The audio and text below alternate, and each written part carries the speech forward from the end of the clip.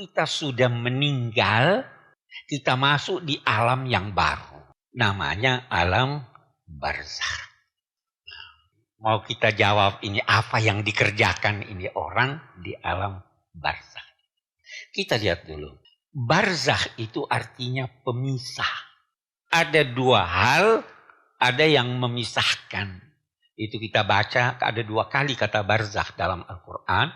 Orang yang sudah meninggal itu akan berkata, ya Allah, kembalikan aku ke dunia.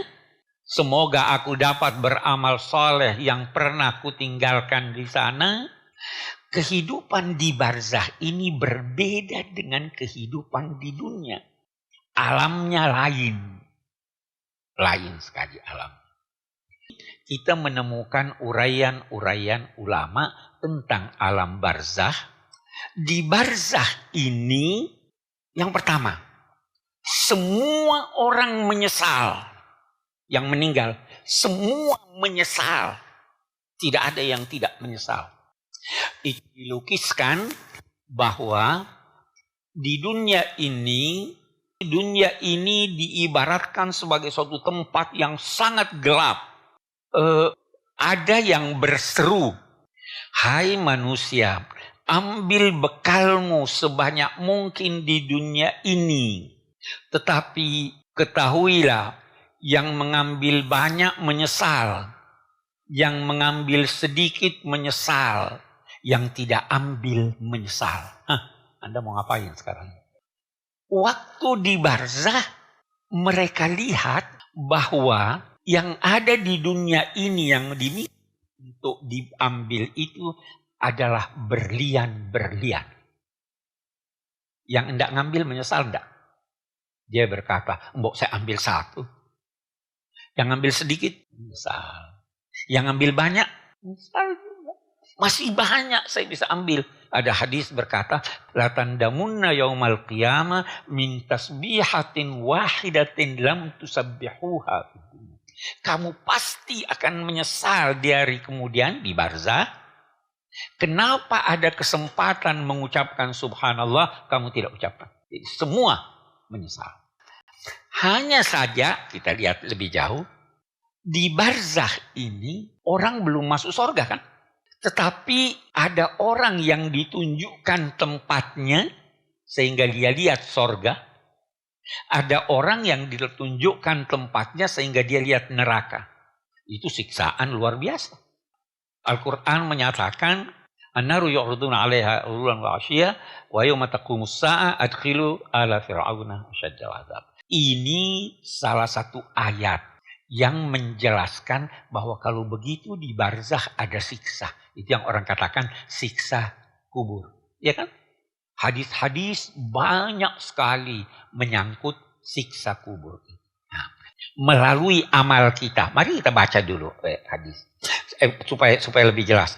Itu kalau di hari kemudian sudah mau masuk, sudah ada perhitungan. Masih bertambah amal atau tidak? Itu sudah rapor, sudah ditutup. Tidak tambah lagi amal ya. Itu kalau sudah hari kebangkitan. Waktu di barzakh amal Anda, amal orang mati masih bisa bertambah. Apa buktinya? Iza mata Adam inqata amaluhu min thalath. Jadi buat kita yang hidup ini dengan mendoakan, dengan melakukan amal-amal baik, apa yang kita lakukan itu penambahan ganjaran bagi yang diminta. Itu sebabnya kita disuruh berdoa untuk yang mati. Itu sebabnya kita disuruh bersedekah untuk yang mati. Nah itu jadi barzakh itu masih merupakan waktu, kesempatan untuk menambah amal orang yang mati. Nah di sisi lain, kalau tadi kita katakan ada siksa kubur, pasti ada nikmat kubur juga. Beliau ditanya, bagaimana arwahnya orang mukmin itu? Amma in kana minal muqarrabin, farahun wa raihanun wa jannatu na'im, wa amma in kana min ashabil yamin, wa salamun lak. Hidup di dalam kedamaian.